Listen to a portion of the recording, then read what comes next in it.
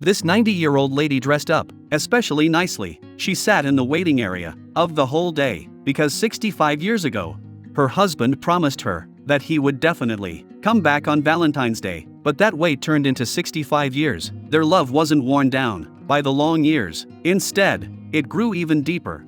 Especially when she saw a photo of her husband in a shop window from when he was young. Her once cloudy eyes lit up instantly. Carl and Annie used to be a loving couple until that year. Carl was called to the front lines. They clung to each other at the station, unable to part. Especially since Annie was already pregnant at the time. It was the time she needed him the most. Right before the train started moving, Carl reluctantly got on board then.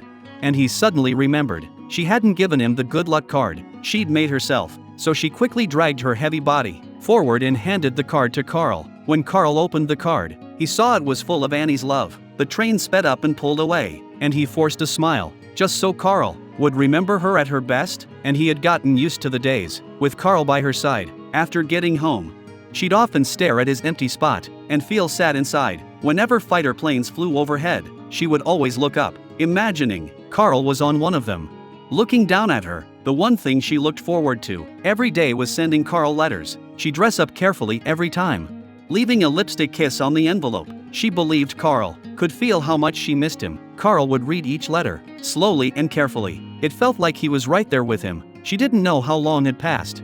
But eventually a letter from Carl made its way to Annie. Inside was a small model airplane, a gift for the baby when it was born. But the letter also hinted at something worrying. Carl said things were getting really bad out there, and he might not be able to come back. As promised, he looked at Ernie's picture with so much guilt, and that letter became the only reply Annie ever received, because from that day on, she never got another message from Carl. Then one day, the mailman delivered a death notice to her neighbor about their husband. Watching her neighbor cry in agony, and he was overcome with fear, she was terrified that one day she'd face the same thing. Soon after their baby was born, she quickly took a picture of the baby, hoping to send it so Carl could see what their child looked like. Then one day the radio announced the war was over.